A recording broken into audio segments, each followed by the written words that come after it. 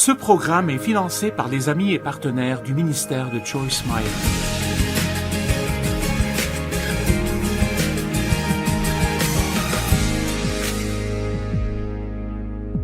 Merci de vous être joint à moi aujourd'hui sur notre programme. Je veux vous parler du pouvoir du libre arbitre. Dieu nous a donné le libre arbitre. Dans Deutéronome 30:19, il dit « J'en prends aujourd'hui à témoin contre vous le ciel et la terre. J'ai mis devant toi la vie et la mort, la bénédiction et la malédiction. Choisis la vie afin que tu vives toi et ta postérité. » Savez-vous que toute décision que vous prenez affecte vos enfants et d'autres personnes? Je veux m'assurer que vous comprenez ceci. Dieu a mis devant nous la vie et la mort. La vie, la mort, ce n'est pas difficile de décider laquelle choisir, ou la bénédiction ou la malédiction. Ce n'est pas difficile de décider laquelle choisir. Il nous donne même un indice au cas où nous ne pouvons pas décider. Choisis la vie afin que tu vives toi et ta postérité. Pourquoi Dieu nous a-t-il donné le libre arbitre? Je pense que c'était comme le risque de Dieu quand il a décidé de donner à l'homme le libre arbitre. Mais il ne veut pas de robots qui n'ont aucune autre option que de faire ce qu'il veut qu'ils fassent. Il veut des personnes qui choisissent, qui décident eux-mêmes de l'aimer, de lui être obéissants, de vivre leur vie pour lui. Et donc ce choix est un grand bénéfice. Il montre que Dieu a mis sa confiance en nous. Le choix nous donne l'autorité. Et j'aime cela. J'aime le verset qui dit que nous récoltons ce que nous semons, parce que cela me donne aussi de l'autorité sur ce qui arrivera dans ma vie. Mais je veux m'assurer que vous réalisez aujourd'hui que non seulement le libre arbitre vous donne l'autorité, mais il vous donne la responsabilité. Et parfois, nous ne pensons pas à cela. Oh, c'est si merveilleux de pouvoir choisir ce que je vais faire. Mais il y a toujours des conséquences à toute décision que nous prenons. Ce pourrait être merveilleuses conséquences, mais si nous prenons la mauvaise décision, alors ce ne sera pas une très bonne conséquence. Et comme les gens aujourd'hui spécialement ne sont pas désireux de prendre responsabilité, il y avait un temps où être responsable était considéré comme la chose honorable à faire. Mais aujourd'hui, il y a beaucoup de personnes qui essayent d'éviter la responsabilité. Mais nous ne pouvons pas faire cela avec les choses de Dieu. Si vous faites du sport régulièrement à la gym, ou vous marchez régulièrement ou quoi que ce soit, vous récolterez les bénéfices de cela. Vous aurez de bonnes conséquences de cela. Vous dites, eh bien j'ai essayé et je n'ai fait qu'être engourdi. Vous n'avez pas essayé assez longtemps pour que ça vous fasse du bien. Mais combien de personnes font... Je suis sûre que vous connaissez des gens qui semblent être 10 ans plus âgés qu'ils ne le sont. Ils se sentent mal, ils n'ont pas de masse musculaire, et ils regardent des personnes qui sont en forme et disent « j'aurais aimé ressembler à cela » ou « j'aurais aimé être aussi fort ». Les gens qui sont forts ne le sont pas parce qu'ils auraient aimé cela, ils le sont parce qu'ils ont pris de bonnes décisions. Et quand je parle de la sagesse, quand j'enseigne du livre des Proverbes, j'aime toujours dire, et c'est ma propre définition de la sagesse, et je pense qu'elle est exacte, la sagesse est de choisir de faire maintenant ce qui vous rendra heureux plus tard. Quand nous vivons d'après les émotions, nous faisons ce qui semble être bon. Mais plus tard, très souvent, nous regrettons d'avoir pris cette décision. Mais être une personne sage veut dire que vous faites maintenant, même si c'est difficile, ce qui vous rendra heureux plus tard dans votre vie. Josué 24:15. Josué a dit une chose sage. Il a dit « Et si vous ne trouvez pas bon de servir l'Éternel, choisissez aujourd'hui qui vous voulez servir, ou les dieux que servaient vos pères au-delà du fleuve, ou les dieux des Amoréens dans le pays desquels vous habitez. Mais moi et ma maison, nous allons servir l'Éternel. J'aime cela. Faites-vous ce que vos amis font, juste parce que vous serez inclus dans le groupe, ou est-ce que vous servez Dieu, qu'il le veuille ou non? Parfois, nous devons être prêts à nous tenir seuls, si ça veut dire de faire la bonne chose. Tellement de personnes laissent ce que d'autres personnes pensent d'elles et disent d'elles, ce qu'elles font et ne font pas, déterminer leurs décisions. Mais c'est vraiment très insensé parce que vous verrez que vous et vous seuls subirez les conséquences de vos décisions. Maintenant, nous ne voulons pas laisser les autres prendre nos décisions pour nous. Cela ne veut pas dire que nous ne pouvons pas avoir l'avis de quiconque. Peut-être que vous avez besoin de l'avis de quelqu'un et vous lui demandez ce qu'il ferait, mais à la fin, la décision finale doit être la vôtre parce que, je répète, vous et vous seuls subirez les conséquences de vos décisions. Remarquez que beaucoup de personnes aiment vous donner beaucoup de conseils et tout le monde a une opinion. Mais votre avis vous appartient et vous devez non seulement faire ce que vous voulez, mais ce que vous sentez que Dieu voudrait que vous fassiez dans toute situation. Certains vous contrôleront si vous les laissez. Mais vous savez quoi? Vous avez tout autant de responsabilités de ne pas les laisser vous contrôler comme ils en ont de ne pas vous contrôler. Le contrôle est un genre de sorcellerie. Le diable essaye de contrôler, mais Dieu guide et nous laisse ultimement le choix. Mais quand les gens vous disent « Si tu ne fais pas ce que je veux, alors nous ne serons plus amis ou tu seras hors du groupe », vous devez prendre position et faire ce que Dieu veut que vous fassiez. Mon père contrôlait ma mère, et elle n'avait aucune vie.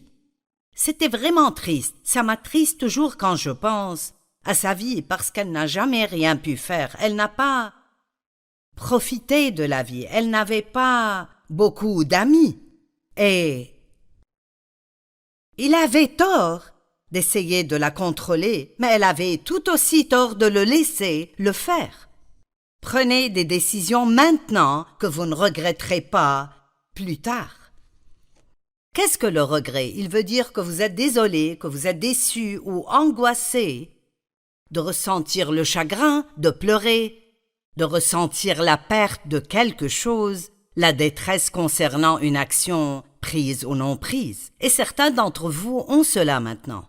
Vous avez le regret dans votre vie parce que vous n'avez pas pris les décisions que vous saviez que vous devriez prendre, même des décisions que vous vouliez prendre.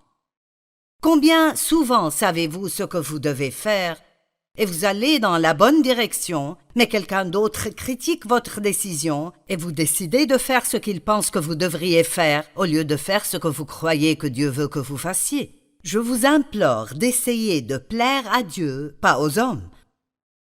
Plaisez à Dieu, pas aux hommes. L'apôtre Paul a dit quelque chose de puissant dans Galates 1:10, et j'y pense souvent. Il a dit « Et maintenant, est-ce la faveur des hommes que je désire, ou celle de Dieu?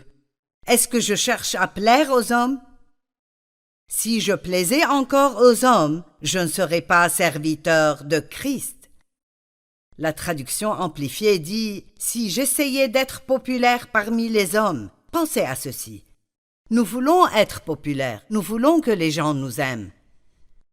Mais il dit « Si mon but était d'être populaire parmi les hommes, il dit « Je ne serai pas maintenant apôtre du Seigneur Jésus-Christ. » Je me demande aujourd'hui combien de personnes manquent leur destinée parce qu'elles laissent d'autres personnes contrôler leur vie au lieu d'être assez courageuses pour suivre la direction du Saint-Esprit.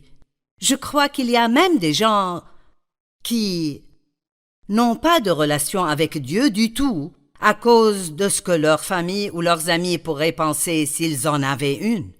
Jean 12, 42 et 43, écoutez ceci. Cependant, même parmi les chefs, plusieurs crurent en lui, lui étant Jésus. Donc beaucoup de gens crurent en Jésus. Mais à cause des pharisiens, ceux-là étaient l'élite religieuse, Ils n'en faisaient pas l'aveu ouvertement dans la crainte d'être exclus de la synagogue. Mon Dieu! Est-ce qu'il y a quelqu'un qui regarde qui n'admettrait pas ouvertement sa foi parce que vous pourriez ne plus être ami avec quelqu'un d'autre au travail si vous le faites? Combien de personnes n'admettraient pas leur foi ouvertement parce que vous ne serez pas invité à la fête si vous le faites, ou les gens penseront que vous êtes tous ce qu'ils appelleront prêchi-prêcha ou bien un bigot, vous savez, un fanatique radical. Mais si vous allez être radicaux, soyez radicaux pour Jésus, pas pour ce que le monde vous offre. Prenez la décision de faire ce que Dieu veut que vous fassiez, pas ce que les gens veulent que vous fassiez. Je ne dis pas que nous ne devrions pas plaire aux gens. La Bible nous dit en fait de vivre pour plaire aux autres et pas pour nous-mêmes, mais il parlait de ne pas être égoïste et égocentrique. Ce dont je parle est que si vous devez décider entre « je vais plaire à Dieu » ou aux hommes, alors vous devez prendre la décision. Vous ne devez pas, vous avez le choix. Mais vous devriez choisir de mettre Dieu en premier. Si vous recherchez le royaume et sa justice en premier, sa façon d'être et de faire, alors toutes ces autres choses vous seront données par-dessus. Gardez toujours Dieu en premier et tout le reste ira bien. Être guidé par le Saint-Esprit est une marque de maturité spirituelle.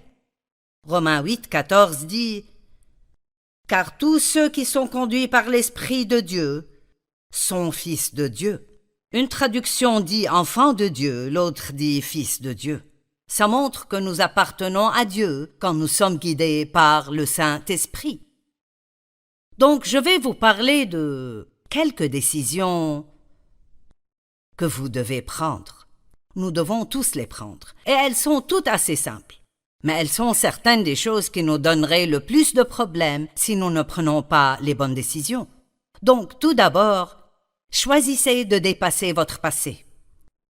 Vous savez, votre histoire n'a pas besoin d'être votre destinée. Et je suis la preuve vivante de cela, et plusieurs d'entre vous aussi ont un témoignage puissant à propos de ce que Dieu a fait dans votre vie. J'ai été abusée par mon père, abandonnée par ma mère. J'ai épousé le premier gars venu parce que je voulais juste m'enfuir. Il m'était infidèle depuis le début. M'a abandonnée plusieurs fois dans d'autres villes et est parti. J'ai été blessée souvent. J'avais beaucoup de raisons d'être amère et rancunière, et je l'étais pendant longtemps, mais ce n'est pas la façon de Dieu. Et donc j'ai finalement réalisé de l'Écriture et grâce au Saint-Esprit que j'avais besoin de lâcher ce qui est derrière et de persévérer pour les choses qui sont à venir. Si vous n'avez pas fait ça et si vous pleurez aujourd'hui à cause de quelque chose que vous auriez dû faire il y a 20 ans, vous devez lâcher cela. Si vous êtes toujours en colère à cause de quelque chose que quelqu'un vous a fait il y a 10 ans, vous devez abandonner cela et leur pardonner et persévérer pour les bonnes choses que Dieu a pour vous dans votre avenir. Soyez remplis d'espérance, ne soyez pas juste plein de regrets. Avez-vous une mentalité de victime ou avez-vous une mentalité d'avoir la victoire dans votre vie? Qu'importe le passé, quand vous recevez Christ comme votre sauveur, la Bible dit que vous devenez une nouvelle créature. Pensez à cela, une nouvelle créature. Écoutez 2 Corinthiens 5, 17. Si quelqu'un est dévoué à Christ, le Messie, il est une nouvelle créature, une nouvelle création, une créature complètement nouvelle. Les choses, conditions morales et spirituelles anciennes sont passées. Voici toutes choses sont devenues nouvelles. Quelqu'un doit être encouragé par cela. Vous n'êtes pas ce que vous étiez. Dès que vous recevez Christ comme votre sauveur, tous vos péchés sont pardonnés, non seulement les péchés passés, mais les péchés présents et les péchés futurs. Mais vous devez recevoir le pardon pour lequel Jésus a déjà payé quand il était sur la croix. Quoi que Dieu veuille nous donner, nous devons le recevoir par la foi. Et donc je vous dis que vous ne devrez pas vivre votre vie maintenant basée sur ce qui vous est arrivé ou ce que vous avez fait dans le passé. Il n'y a pas de péché que vous avez commis qui est trop grand pour que Dieu vous pardonne. Et non seulement vous pardonne-t-il, Mais la Bible dit « Il éloigne de nous nos transgressions autant que l'Est est éloigné de l'Ouest et ne s'en souviendra plus. » J'ai finalement réalisé que je perdais mon temps quand je continuais à parler de vieux péchés à Dieu et à constamment demander le pardon pour les mêmes choses parce que je lui parlais de choses qu'il avait oubliées. Vous êtes une nouvelle créature en Christ. Vous êtes une nouvelle argile spirituelle. Il y a du travail qui doit être fait en nous et le Saint-Esprit vit en nous en tant que croyants en Christ pour aider dans ce processus de changement en l'image de Jésus-Christ. Vous avez un avenir, mais parfois vous devez combattre pour de nouveaux commencements parce que le diable essaiera sûrement de vous les prendre. Je pensais que j'aurais toujours une vie médiocre, mais j'avais tort de croire les mensonges du diable. Non seulement n'ai-je pas une vie médiocre, mais je crois que Dieu a pris toutes les choses qui m'ont été faites qui étaient mauvaises et les a en fait transformées pour mon bien. Je crois que j'ai une meilleure vie et que je suis une meilleure personne que je n'aurais pu l'être si je n'étais pas passé par ce que j'ai traversé. Toutes choses sont possibles pour Dieu. Dieu peut faire des choses magnifiques dans votre vie, des choses que vous ne pouvez même pas vous imaginer qu'il ferait. Mais commencez à dire « toutes choses sont possibles pour Dieu ». Maintenant, je veux vous parler de choisir vos pensées. Je sais que j'ai eu beaucoup d'années dans ma vie où j'ai juste pensé « Eh bien, je ne peux pas contrôler ce que je pense. » Vous savez, si c'est là, c'est là. Mais ce n'est pas vrai. Vous pouvez choisir vos pensées parce que la Bible dit « Nous renversons » ou « Nous chassons les mauvaises pensées, théories et raisonnements. Nous les renversons et nous amenons toute pensée captive à l'obéissance de Jésus-Christ. Waouh, cela semble être un travail à temps plein. Et vous savez, au début, c'est très difficile. Vous devez vous entraîner et vous devez connaître la parole de Dieu pour savoir ce qu'est une mauvaise pensée. Mais plus vous étudiez la parole, par exemple, la Bible dit de ne pas être jaloux, que la jalousie ronge les os. Et donc, je ne savais pas que c'était un problème. J'étais jalouse de quelqu'un et je ne réalisais pas que mes pensées étaient mauvaises. Mais maintenant, si une pensée de jalousie vient à mon esprit, je sais tout de suite que le Saint-Esprit est en train de me rappeler le verset qui me dit de ne pas être jalouse et je sais renverser cette mauvaise pensée. Et parfois je le dirais même à haute voix, non, je ne serai pas jalouse. Ce n'est pas la volonté de Dieu. Père, je prie pour que cette personne soit bénie par tous les moyens et je serai heureuse pour elle. Vous pouvez penser ce que Dieu veut que vous pensiez. Vous n'avez pas besoin de penser à tout ce qui vous passe par la tête. Ce verset que je viens de citer était 2 Corinthiens 10, 4 et 5. Je vais les relire. Car les armes avec lesquelles nous combattons ne sont pas des armes charnelles, mais elles sont puissantes par la vertu de Dieu pour renverser des forteresses. Une forteresse est un domaine que Satan contrôle dans votre pensée. C'est un domaine où il se cache et s'enterre et il espère que vous croirez ses mensonges. Il essaye de vous tromper. Nous sommes trompés quand nous croyons quelque chose qui n'est pas vrai. Je me demande combien de mensonges vous croyez aujourd'hui. Y a-t-il des mensonges que je crois toujours que je ne sais pas que je crois?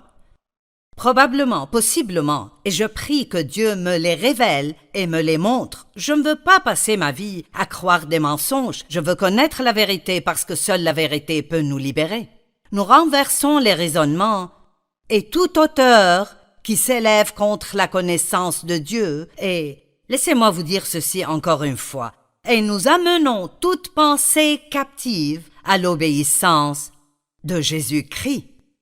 La Bible nous dit que nous devons renouveler nos pensées et nous faisons cela avec la parole de Dieu. Romains 12, 2, ne vous conformez pas au siècle présent, mais soyez transformés, soyez changés en l'image de Jésus-Christ par le renouvellement de l'intelligence. C'est la clé de la victoire. Renouvelez votre pensée, apprenez comment penser comme Dieu veut que vous pensiez. Si vous voulez avoir ce que Dieu veut que vous ayez, alors vous devez apprendre à penser comme Dieu veut que vous pensiez et dire ce que Dieu dirait, pas juste parler et penser d'après vos émotions et penser toutes sortes de choses que le monde penserait. Ne nous conformons pas à ce monde. Nous devons être transformés, changés entièrement par le renouvellement de notre pensée.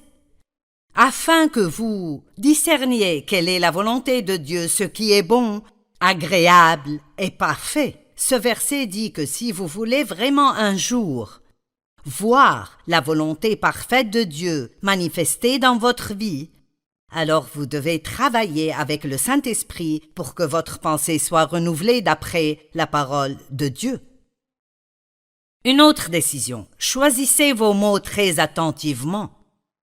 La Bible dit qu'aucun homme ne peut dompter la langue et que c'est un mal qu'on ne peut réprimer.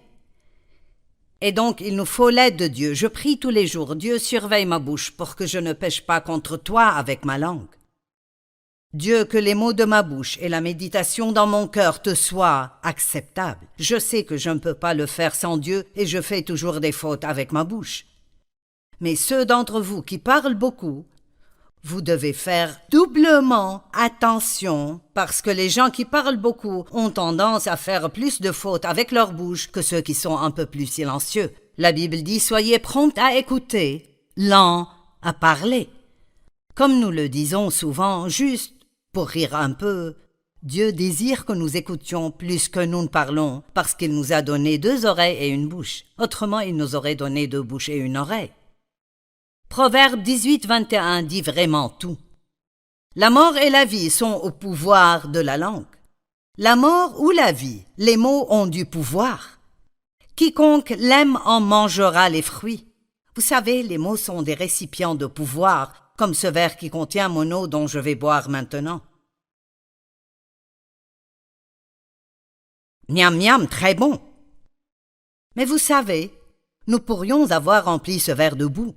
Cela n'aurait pas été bon. Vos mots sont des récipients de pouvoir et vous pouvez choisir, voici notre grand mot de nouveau, vous pouvez choisir comment vous voulez remplir ces mots.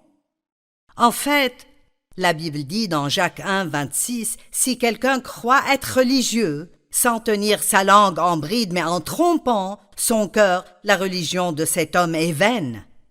Oh mon Dieu! Savez-vous que certaines personnes religieuses sont les personnes les plus commères que vous pourriez trouver?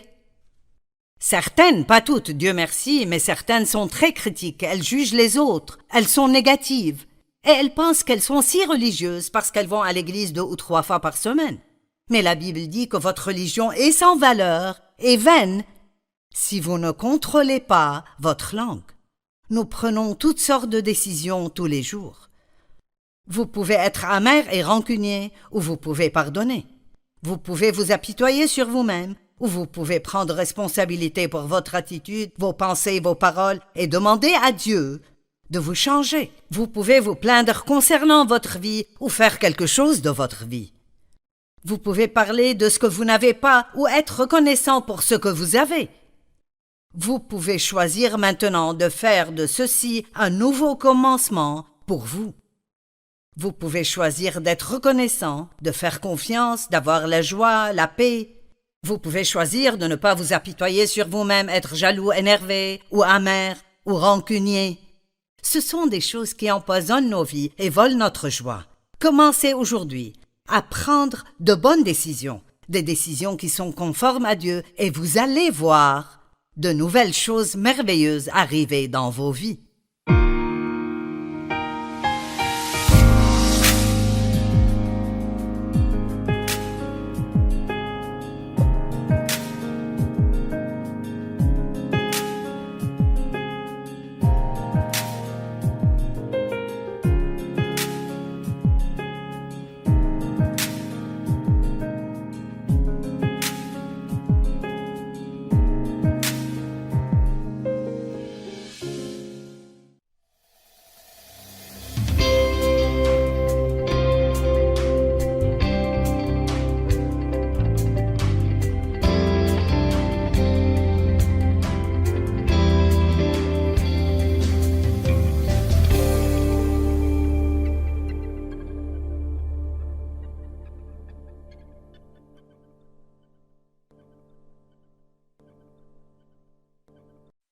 Ce programme est financé par les amis et partenaires du ministère de Joyce Meyer.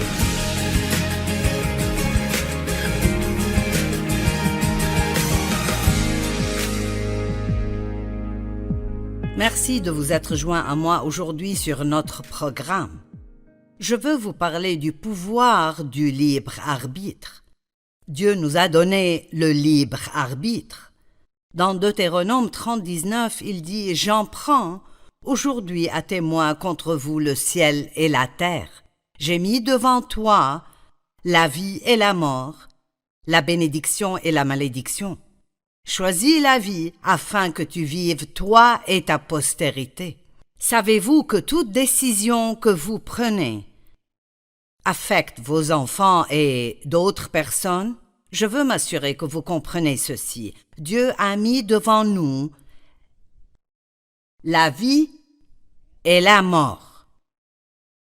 La vie, la mort, ce n'est pas difficile de décider laquelle choisir, ou la bénédiction ou la malédiction. Ce n'est pas difficile de décider laquelle choisir. Il nous donne même un indice au cas où nous ne pouvons pas décider. Choisis la vie afin que tu vives toi et ta postérité. Pourquoi Dieu nous a-t-il donné le libre arbitre? Je pense que c'était comme le risque de Dieu quand il a décidé de donner à l'homme le libre arbitre. Mais il ne veut pas de robots qui n'ont aucune autre option que de faire ce qu'il veut qu'ils fassent. Il veut des personnes qui choisissent, qui décident eux-mêmes de l'aimer, de lui être obéissants, de vivre leur vie pour lui. Et donc ce choix est un grand bénéfice. Il montre que Dieu a mis sa confiance en nous. Le choix nous donne l'autorité. Et j'aime cela. J'aime le verset qui dit que nous récoltons ce que nous semons, parce que cela me donne aussi de l'autorité sur ce qui arrivera dans ma vie. Mais je veux m'assurer que vous réalisez aujourd'hui que non seulement le libre arbitre vous donne l'autorité, mais il vous donne la responsabilité. Et parfois, nous ne pensons pas à cela. Oh, c'est si merveilleux de pouvoir choisir ce que je vais faire. Mais il y a toujours des conséquences à toute décision que nous prenons. Ce pourrait être merveilleuses conséquences, mais si nous prenons la mauvaise décision, alors ce ne sera pas une très bonne conséquence. Et comme les gens aujourd'hui spécialement ne sont pas désireux de prendre responsabilité, il y avait un temps où être responsable était considéré comme la chose honorable à faire. Mais aujourd'hui, il y a beaucoup de personnes qui essayent d'éviter la responsabilité. Mais nous ne pouvons pas faire cela avec les choses de Dieu. Si vous faites du sport régulièrement à la gym, ou vous marchez régulièrement ou quoi que ce soit, vous récolterez les bénéfices de cela. Vous aurez de bonnes conséquences de cela. Vous dites, eh bien j'ai essayé et je n'ai fait qu'être engourdi. Vous n'avez pas essayé assez longtemps pour que ça vous fasse du bien. Mais combien de personnes font... Je suis sûre que vous connaissez des gens qui semblent être 10 ans plus âgés qu'ils ne le sont. Ils se sentent mal, ils n'ont pas de masse musculaire, et ils regardent des personnes qui sont en forme et disent « j'aurais aimé ressembler à cela » ou « j'aurais aimé être aussi fort ». Les gens qui sont forts ne le sont pas parce qu'ils auraient aimé cela, ils le sont parce qu'ils ont pris de bonnes décisions. Et quand je parle de la sagesse, quand j'enseigne du livre des Proverbes, j'aime toujours dire, et c'est ma propre définition de la sagesse, et je pense qu'elle est exacte, la sagesse est de choisir de faire maintenant ce qui vous rendra heureux plus tard. Quand nous vivons d'après les émotions, nous faisons ce qui semble être bon. Mais plus tard, très souvent, nous regrettons d'avoir pris cette décision. Mais être une personne sage veut dire que vous faites maintenant, même si c'est difficile, ce qui vous rendra heureux plus tard dans votre vie. Josué 24:15. Josué a dit une chose sage. Il a dit « Et si vous ne trouvez pas bon de servir l'Éternel, choisissez aujourd'hui qui vous voulez servir, ou les dieux que servaient vos pères au-delà du fleuve, ou les dieux des Amoréens dans le pays desquels vous habitez. Mais moi et ma maison, nous allons servir l'Éternel. J'aime cela. Faites-vous ce que vos amis font, juste parce que vous serez inclus dans le groupe, ou est-ce que vous servez Dieu, qu'il le veuille ou non? Parfois, nous devons être prêts à nous tenir seuls, si ça veut dire de faire la bonne chose. Tellement de personnes laissent ce que d'autres personnes pensent d'elles et disent d'elles, ce qu'elles font et ne font pas, déterminer leurs décisions. Mais c'est vraiment très insensé parce que vous verrez que vous et vous seuls subirez les conséquences de vos décisions. Maintenant, nous ne voulons pas laisser les autres prendre nos décisions pour nous. Cela ne veut pas dire que nous ne pouvons pas avoir l'avis de quiconque. Peut-être que vous avez besoin de l'avis de quelqu'un et vous lui demandez ce qu'il ferait. Mais à la fin, la décision finale doit être la vôtre parce que, je répète, vous et vous seuls subirez les conséquences de vos décisions. Remarquez que beaucoup de personnes aiment vous donner beaucoup de conseils, et tout le monde a une opinion. Mais votre avis vous appartient et vous devez non seulement faire ce que vous voulez, mais ce que vous sentez que Dieu voudrait que vous fassiez dans toute situation. Certains vous contrôleront si vous les laissez. Mais vous savez quoi? Vous avez tout autant de responsabilité de ne pas les laisser vous contrôler comme ils en ont de ne pas vous contrôler. Le contrôle est un genre de sorcellerie. Le diable essaye de contrôler, mais Dieu guide et nous laisse ultimement le choix.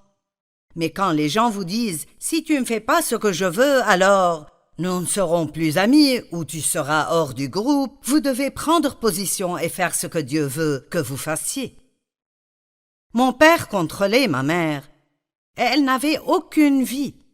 C'était vraiment triste. Ça m'attriste toujours quand je pense à sa vie parce qu'elle n'a jamais rien pu faire. Elle n'a pas profité de la vie. Elle n'avait pas beaucoup d'amis. Et il avait tort d'essayer de la contrôler, mais elle avait tout aussi tort de le laisser le faire. Prenez des décisions maintenant que vous ne regretterez pas plus tard.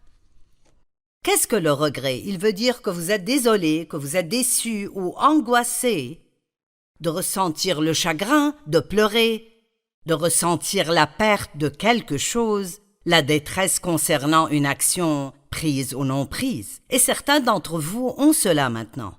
Vous avez le regret dans votre vie parce que vous n'avez pas pris les décisions que vous saviez que vous devriez prendre, même des décisions que vous vouliez prendre.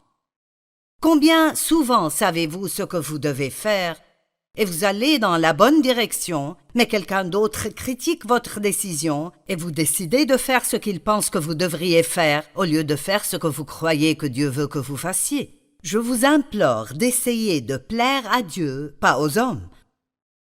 Plaisez à Dieu, pas aux hommes. L'apôtre Paul a dit quelque chose de puissant dans Galates 1:10, et j'y pense souvent.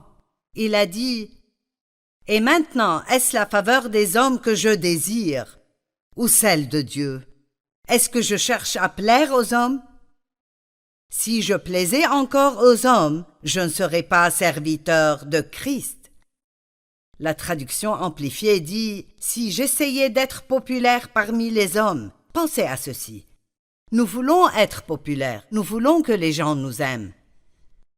Mais il dit, si mon but était d'être populaire parmi les hommes, il dit, je ne serai pas maintenant apôtre du Seigneur Jésus-Christ. Je me demande aujourd'hui combien de personnes manquent leur destinée parce qu'elles laissent d'autres personnes contrôler leur vie au lieu d'être assez courageuses pour suivre la direction du Saint-Esprit. Je crois qu'il y a même des gens qui n'ont pas de relation avec Dieu du tout, à cause de ce que leur famille ou leurs amis pourraient penser s'ils en avaient une. Jean 12, 42 et 43, écoutez ceci. Cependant, même parmi les chefs, plusieurs crurent en lui, lui étant Jésus. Donc beaucoup de gens crurent en Jésus. Mais à cause des pharisiens, ceux-là étaient l'élite religieuse, Ils n'en faisaient pas l'aveu ouvertement dans la crainte d'être exclus de la synagogue. Mon Dieu! Est-ce qu'il y a quelqu'un qui regarde qui n'admettrait pas ouvertement sa foi parce que vous pourriez ne plus être ami avec quelqu'un d'autre au travail si vous le faites? Combien de personnes n'admettraient pas leur foi ouvertement parce que vous ne serez pas invité à la fête si vous le faites? Ou les gens penseront que vous êtes tous ce qu'ils appelleront prêchi-prêcha ou bien un bigot, vous savez, un fanatique radical. Mais si vous allez être radicaux, soyez radicaux pour Jésus, pas pour ce que le monde vous offre. Prenez la décision de faire ce que Dieu veut que vous fassiez, pas ce que les gens veulent que vous fassiez. Je ne dis pas que nous ne devrions pas plaire aux gens. La Bible nous dit en fait de vivre pour plaire aux autres et pas pour nous-mêmes, mais il parlait de ne pas être égoïste et égocentrique. Ce dont je parle est que si vous devez décider entre « je vais plaire à Dieu » ou aux hommes, alors vous devez prendre la décision. Vous ne devez pas, vous avez le choix. Mais vous devriez choisir de mettre Dieu en premier. Si vous recherchez le royaume et sa justice en premier, sa façon d'être et de faire, alors toutes ces autres choses vous seront données par-dessus. Gardez toujours Dieu en premier et tout le reste ira bien. Être guidé par le Saint-Esprit est une marque de maturité spirituelle. Romains 8, 14 dit « Car tous ceux qui sont conduits par l'Esprit de Dieu sont fils de Dieu. » Une traduction dit « enfant de Dieu », l'autre dit « fils de Dieu ». Ça montre que nous appartenons à Dieu quand nous sommes guidés par le Saint-Esprit. Donc je vais vous parler de quelques décisions que vous devez prendre. Nous devons tous les prendre, et elles sont toutes assez simples. Mais elles sont certaines des choses qui nous donneraient le plus de problèmes si nous ne prenons pas les bonnes décisions. Donc, tout d'abord, choisissez de dépasser votre passé. Vous savez, votre histoire n'a pas besoin d'être votre destinée. Et je suis la preuve vivante de cela, et plusieurs d'entre vous aussi ont un témoignage puissant à propos de ce que Dieu a fait dans votre vie. J'ai été abusée par mon père, abandonnée par ma mère. J'ai épousé le premier gars venu parce que je voulais juste m'enfuir. Il m'était infidèle depuis le début. M'a abandonnée plusieurs fois dans d'autres villes et est parti. J'ai été blessée souvent. J'avais beaucoup de raisons d'être amère et rancunière, et je l'étais pendant longtemps, mais ce n'est pas la façon de Dieu. Et donc j'ai finalement réalisé de l'Écriture et grâce au Saint-Esprit que j'avais besoin de lâcher ce qui est derrière et de persévérer pour les choses qui sont à venir. Si vous n'avez pas fait ça et si vous pleurez aujourd'hui à cause de quelque chose que vous auriez dû faire il y a 20 ans, vous devez lâcher cela.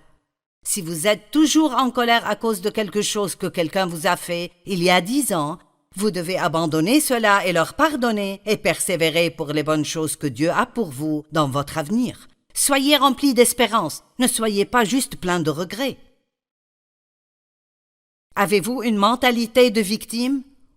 Ou avez-vous une mentalité d'avoir la victoire dans votre vie? Qu'importe le passé, quand vous recevez Christ comme votre sauveur, la Bible dit que vous devenez une nouvelle créature. Pensez à cela. Une nouvelle créature. Écoutez 2 Corinthiens 5, 17. Si quelqu'un est dévoué à Christ, le Messie, il est une nouvelle créature, une nouvelle création, une créature complètement nouvelle.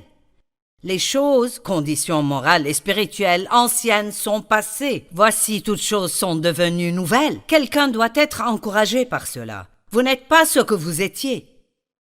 Dès que vous recevez Christ comme votre sauveur, tous vos péchés sont pardonnés, non seulement les péchés passés, mais les péchés présents et les péchés futurs, mais vous devez recevoir le pardon pour lequel Jésus a déjà payé quand il était sur la croix. Quoi que Dieu veuille nous donner, nous devons le recevoir par la foi. Et donc je vous dis que vous ne devrez pas vivre votre vie maintenant basée sur ce qui vous est arrivé ou ce que vous avez fait dans le passé. Il n'y a pas de péché que vous avez commis qui est trop grand pour que Dieu vous pardonne. Et non seulement vous pardonne-t-il, Mais la Bible dit « Il éloigne de nous nos transgressions autant que l'Est est éloigné de l'Ouest et ne s'en souviendra plus. » J'ai finalement réalisé que je perdais mon temps quand je continuais à parler de vieux péchés à Dieu et à constamment demander le pardon pour les mêmes choses parce que je lui parlais de choses qu'il avait oubliées. Vous êtes une nouvelle créature en Christ. Vous êtes une nouvelle argile spirituelle. Il y a du travail qui doit être fait en nous et le Saint-Esprit vit en nous en tant que croyants en Christ pour aider dans ce processus de changement en l'image de Jésus-Christ. Vous avez un avenir, mais parfois vous devez combattre pour de nouveaux commencements parce que le diable essaiera sûrement de vous les prendre. Je pensais que j'aurais toujours une vie médiocre, mais j'avais tort de croire les mensonges du diable. Non seulement n'ai-je pas une vie médiocre, mais je crois que Dieu a pris toutes les choses qui m'ont été faites qui étaient mauvaises et les a en fait transformées pour mon bien. Je crois que j'ai une meilleure vie et que je suis une meilleure personne que je n'aurais pu l'être si je n'étais pas passé par ce que j'ai traversé. Toutes choses sont possibles pour Dieu. Dieu peut faire des choses magnifiques dans votre vie, des choses que vous ne pouvez même pas vous imaginer qu'il ferait. Mais commencez à dire « toutes choses sont possibles pour Dieu ». Maintenant, je veux vous parler de choisir vos pensées. Je sais que j'ai eu beaucoup d'années dans ma vie où j'ai juste pensé « eh bien, je ne peux pas contrôler ce que je pense ». Vous savez, si c'est là, c'est là. Mais ce n'est pas vrai. Vous pouvez choisir vos pensées parce que la Bible dit « nous renversons » ou « nous chassons les mauvaises pensées », théories et raisonnements. Nous les renversons et nous amenons toute pensée captive à l'obéissance de Jésus-Christ. Waouh, cela semble être un travail à temps plein. Et vous savez, au début, c'est très difficile. Vous devez vous entraîner et vous devez connaître la parole de Dieu pour savoir ce qu'est une mauvaise pensée. Mais plus vous étudiez la parole, par exemple, la Bible dit de ne pas être jaloux, que la jalousie ronge les os. Et donc, je ne savais pas que c'était un problème.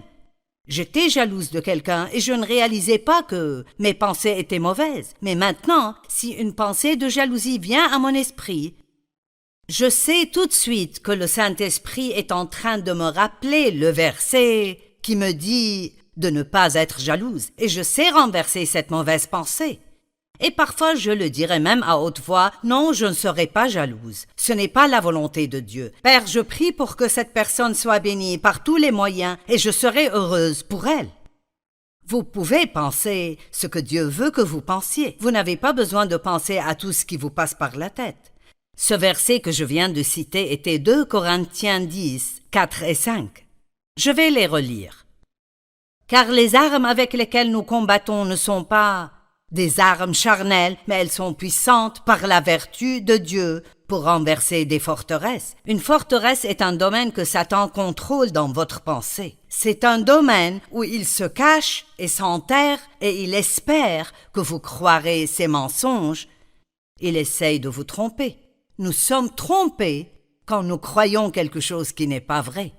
Je me demande combien de mensonges vous croyez aujourd'hui. Y a-t-il des mensonges que je crois toujours que je ne sais pas que je crois? Probablement, possiblement, et je prie que Dieu me les révèle et me les montre. Je ne veux pas passer ma vie à croire des mensonges. Je veux connaître la vérité parce que seule la vérité peut nous libérer. Nous renversons les raisonnements et toute hauteur qui s'élève contre la connaissance de Dieu et, laissez-moi vous dire ceci encore une fois, et nous amenons toute pensée captive à l'obéissance de Jésus-Christ.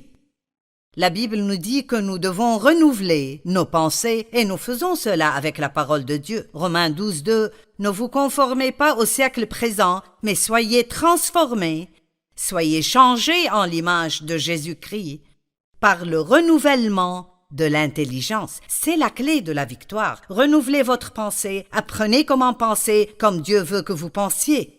Si vous voulez avoir ce que Dieu veut que vous ayez, alors vous devez apprendre à penser comme Dieu veut que vous pensiez et dire ce que Dieu dirait, pas juste parler et penser d'après vos émotions et penser toutes sortes de choses que le monde penserait. Ne nous conformons pas à ce monde. Nous devons être transformés, changés entièrement par le renouvellement de notre pensée. Afin que vous discerniez quelle est la volonté de Dieu, ce qui est bon, agréable et parfait. Ce verset dit que si vous voulez vraiment un jour voir la volonté parfaite de Dieu manifestée dans votre vie, alors vous devez travailler avec le Saint-Esprit pour que votre pensée soit renouvelée d'après la parole de Dieu. Une autre décision. Choisissez vos mots très attentivement. La Bible dit qu'aucun homme ne peut dompter la langue et que c'est un mal qu'on ne peut réprimer. Et donc, il nous faut l'aide de Dieu. Je prie tous les jours, Dieu surveille ma bouche pour que je ne pêche pas contre toi avec ma langue. Dieu, que les mots de ma bouche et la méditation dans mon cœur te soient acceptables. Je sais que je ne peux pas le faire sans Dieu et je fais toujours des fautes avec ma bouche. Mais ceux d'entre vous qui parlent beaucoup, vous devez faire doublement attention parce que les gens qui parlent beaucoup ont tendance à faire plus de fautes avec leur bouche que ceux qui sont un peu plus silencieux. La Bible dit « Soyez prompts à écouter, lents à parler ». Comme nous le disons souvent, juste pour rire un peu, Dieu désire que nous écoutions plus que nous ne parlons parce qu'il nous a donné 2 oreilles et une bouche. Autrement, il nous aurait donné 2 bouches et une oreille. Proverbe 18, 21 dit vraiment tout. La mort et la vie sont au pouvoir de la langue. La mort ou la vie, les mots ont du pouvoir. Quiconque l'aime en mangera les fruits. Vous savez, les mots sont des récipients de pouvoir, comme ce verre qui contient mon eau dont je vais boire maintenant. Miam miam, très bon. Mais vous savez, nous pourrions avoir rempli ce verre de boue. Cela n'aurait pas été bon. Vos mots sont des récipients de pouvoir et vous pouvez choisir. Voici notre grand mot de nouveau. Vous pouvez choisir comment vous voulez remplir ces mots. En fait, la Bible dit dans Jacques 1, 26, « Si quelqu'un croit être religieux, sans tenir sa langue en bride, mais en trompant son cœur, la religion de cet homme est vaine. » Oh mon Dieu! Savez-vous que certaines personnes religieuses sont les personnes les plus commères que vous pourriez trouver? Certaines, pas toutes, Dieu merci, mais certaines sont très critiques, elles jugent les autres, elles sont négatives. Et elles pensent qu'elles sont si religieuses parce qu'elles vont à l'église 2 ou 3 fois par semaine. Mais la Bible dit que votre religion est sans valeur et vaine si vous ne contrôlez pas votre langue. Nous prenons toutes sortes de décisions tous les jours. Vous pouvez être amer et rancunier ou vous pouvez pardonner. Vous pouvez vous apitoyer sur vous-même ou vous pouvez prendre responsabilité pour votre attitude, vos pensées, vos paroles et demander à Dieu de vous changer. Vous pouvez vous plaindre concernant votre vie ou faire quelque chose de votre vie. Vous pouvez parler de ce que vous n'avez pas ou être reconnaissant pour ce que vous avez. Vous pouvez choisir maintenant de faire de ceci un nouveau commencement pour vous. Vous pouvez choisir d'être reconnaissant, de faire confiance, d'avoir la joie, la paix. Vous pouvez choisir de ne pas vous apitoyer sur vous-même, être jaloux, énervé ou amer ou rancunier. Ce sont des choses qui empoisonnent nos vies et volent notre joie.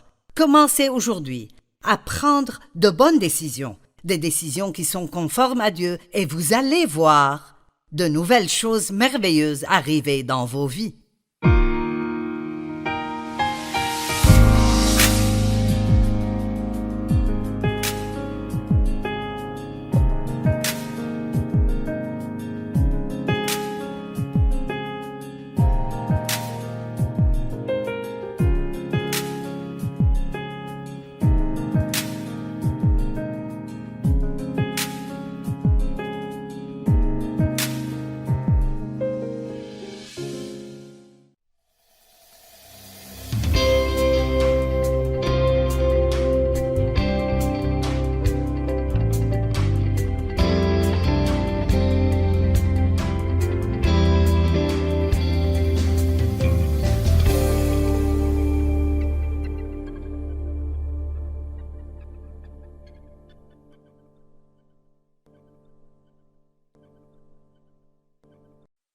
Ce programme est financé par les amis et partenaires du ministère de Joyce Meyer.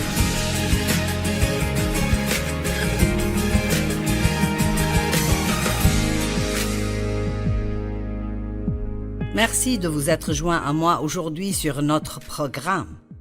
Je veux vous parler du pouvoir du libre arbitre.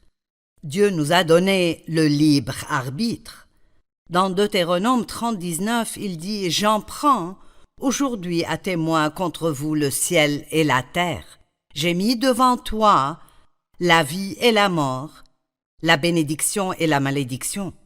Choisis la vie afin que tu vives toi et ta postérité. » Savez-vous que toute décision que vous prenez affecte vos enfants et d'autres personnes? Je veux m'assurer que vous comprenez ceci. Dieu a mis devant nous la vie et la mort. La vie, la mort, ce n'est pas difficile de décider laquelle choisir, ou la bénédiction ou la malédiction. Ce n'est pas difficile de décider laquelle choisir. Il nous donne même un indice au cas où nous ne pouvons pas décider. Choisis la vie afin que tu vives toi et ta postérité. Pourquoi Dieu nous a-t-il donné le libre arbitre? Je pense que c'était comme le risque de Dieu quand il a décidé de donner à l'homme le libre arbitre. Mais il ne veut pas de robots qui n'ont aucune autre option que de faire ce qu'il veut qu'ils fassent. Il veut des personnes qui choisissent, qui décident eux-mêmes de l'aimer, de lui être obéissants, de vivre leur vie pour lui. Et donc ce choix est un grand bénéfice. Il montre que Dieu a mis sa confiance en nous. Le choix nous donne l'autorité. Et j'aime cela. J'aime le verset qui dit que nous récoltons ce que nous semons, parce que cela me donne aussi de l'autorité sur ce qui arrivera dans ma vie. Mais je veux m'assurer que vous réalisez aujourd'hui que non seulement le libre arbitre vous donne l'autorité, mais il vous donne la responsabilité. Et parfois, nous ne pensons pas à cela. Oh, c'est si merveilleux de pouvoir choisir ce que je vais faire. Mais il y a toujours des conséquences à toute décision que nous prenons.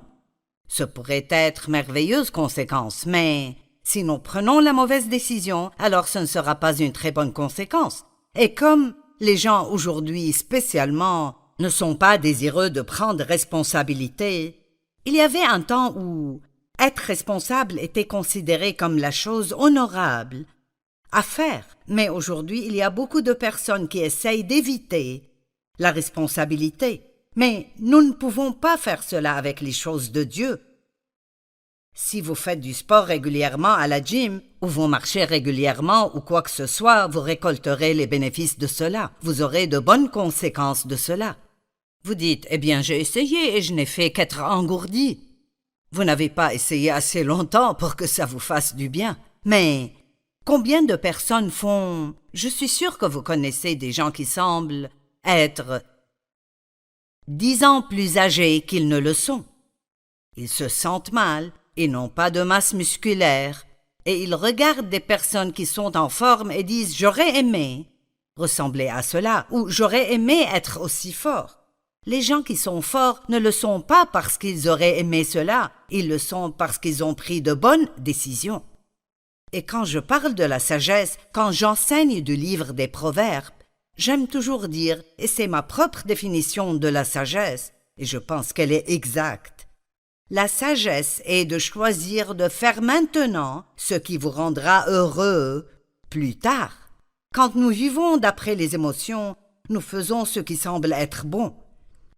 Mais plus tard, très souvent, nous regrettons d'avoir pris cette décision. Mais être une personne sage veut dire que vous faites maintenant, même si c'est difficile, ce qui vous rendra heureux plus tard dans votre vie. Josué 24:15. Josué a dit une chose sage. Il a dit « Et si vous ne trouvez pas bon de servir l'Éternel, choisissez aujourd'hui qui vous voulez servir, ou les dieux que servaient vos pères au-delà du fleuve, ou les dieux des Amoréens dans le pays desquels vous habitez. Mais moi et ma maison, nous allons servir l'Éternel. J'aime cela. Faites-vous ce que vos amis font, juste parce que vous serez inclus dans le groupe, ou est-ce que vous servez Dieu, qu'il le veuille ou non? Parfois, nous devons être prêts à nous tenir seuls, si ça veut dire de faire la bonne chose. Tellement de personnes laissent ce que d'autres personnes pensent d'elles et disent d'elles, ce qu'elles font et ne font pas, déterminer leurs décisions. Mais c'est vraiment très insensé parce que vous verrez que vous et vous seuls subirez les conséquences de vos décisions. Maintenant, nous ne voulons pas laisser les autres prendre nos décisions pour nous. Cela ne veut pas dire que nous ne pouvons pas avoir l'avis de quiconque. Peut-être que vous avez besoin de l'avis de quelqu'un et vous lui demandez ce qu'il ferait, mais à la fin, la décision finale doit être la vôtre parce que, je répète, vous et vous seuls subirez les conséquences de vos décisions. Remarquez que beaucoup de personnes aiment vous donner beaucoup de conseils et tout le monde a une opinion. Mais votre avis vous appartient et vous devez non seulement faire ce que vous voulez, mais ce que vous sentez que Dieu voudrait que vous fassiez dans toute situation. Certains vous contrôleront si vous les laissez. Mais vous savez quoi? Vous avez tout autant de responsabilités de ne pas les laisser vous contrôler comme ils en ont de ne pas vous contrôler. Le contrôle est un genre de sorcellerie. Le diable essaye de contrôler, mais Dieu guide et nous laisse ultimement le choix. Mais quand les gens vous disent « Si tu ne fais pas ce que je veux, alors nous ne serons plus amis ou tu seras hors du groupe », vous devez prendre position et faire ce que Dieu veut que vous fassiez. Mon père contrôlait ma mère, et elle n'avait aucune vie. C'était vraiment triste. Ça m'attriste toujours quand je pense à sa vie parce qu'elle n'a jamais rien pu faire. Elle n'a pas profité de la vie. Elle n'avait pas beaucoup d'amis. Et il avait tort d'essayer de la contrôler, mais elle avait tout aussi tort de le laisser le faire. Prenez des décisions maintenant que vous ne regretterez pas plus tard. Qu'est-ce que le regret? Il veut dire que vous êtes désolé, que vous êtes déçu ou angoissé, de ressentir le chagrin, de pleurer, de ressentir la perte de quelque chose, la détresse concernant une action prise ou non prise. Et certains d'entre vous ont cela maintenant. Vous avez le regret dans votre vie parce que vous n'avez pas pris les décisions que vous saviez que vous devriez prendre, même des décisions que vous vouliez prendre. Combien souvent savez-vous ce que vous devez faire et vous allez dans la bonne direction, mais quelqu'un d'autre critique votre décision et vous décidez de faire ce qu'il pense que vous devriez faire au lieu de faire ce que vous croyez que Dieu veut que vous fassiez. Je vous implore d'essayer de plaire à Dieu, pas aux hommes. Plaisez à Dieu, pas aux hommes. L'apôtre Paul a dit quelque chose de puissant dans Galates 1:10, et j'y pense souvent. Il a dit « Et maintenant, est-ce la faveur des hommes que je désire, ou celle de Dieu? Est-ce que je cherche à plaire aux hommes? Si je plaisais encore aux hommes, je ne serais pas serviteur de Christ. » La traduction amplifiée dit « Si j'essayais d'être populaire parmi les hommes, pensez à ceci. Nous voulons être populaires, nous voulons que les gens nous aiment. Mais il dit « Si mon but était d'être populaire parmi les hommes, il dit « Je ne serai pas maintenant apôtre du Seigneur Jésus-Christ. » Je me demande aujourd'hui combien de personnes manquent leur destinée parce qu'elles laissent d'autres personnes contrôler leur vie au lieu d'être assez courageuses pour suivre la direction du Saint-Esprit. Je crois qu'il y a même des gens qui n'ont pas de relation avec Dieu du tout à cause de ce que leur famille ou leurs amis pourraient penser s'ils en avaient une. Jean 12, 42 et 43, écoutez ceci. Cependant, même parmi les chefs, plusieurs crurent en lui, lui étant Jésus. Donc beaucoup de gens crurent en Jésus. Mais à cause des pharisiens, ceux-là étaient l'élite religieuse, Ils n'en faisaient pas l'aveu ouvertement dans la crainte d'être exclus de la synagogue. Mon Dieu! Est-ce qu'il y a quelqu'un qui regarde qui n'admettrait pas ouvertement sa foi parce que vous pourriez ne plus être ami avec quelqu'un d'autre au travail si vous le faites? Combien de personnes n'admettraient pas leur foi ouvertement parce que vous ne serez pas invité à la fête si vous le faites, ou les gens penseront que vous êtes tous ce qu'ils appelleront prêchi-prêcha ou bien un bigot, vous savez, un fanatique radical. Mais si vous allez être radicaux, soyez radicaux pour Jésus, pas pour ce que le monde vous offre. Prenez la décision de faire ce que Dieu veut que vous fassiez, pas ce que les gens veulent que vous fassiez. Je ne dis pas que nous ne devrions pas plaire aux gens. La Bible nous dit en fait de vivre pour plaire aux autres et pas pour nous-mêmes.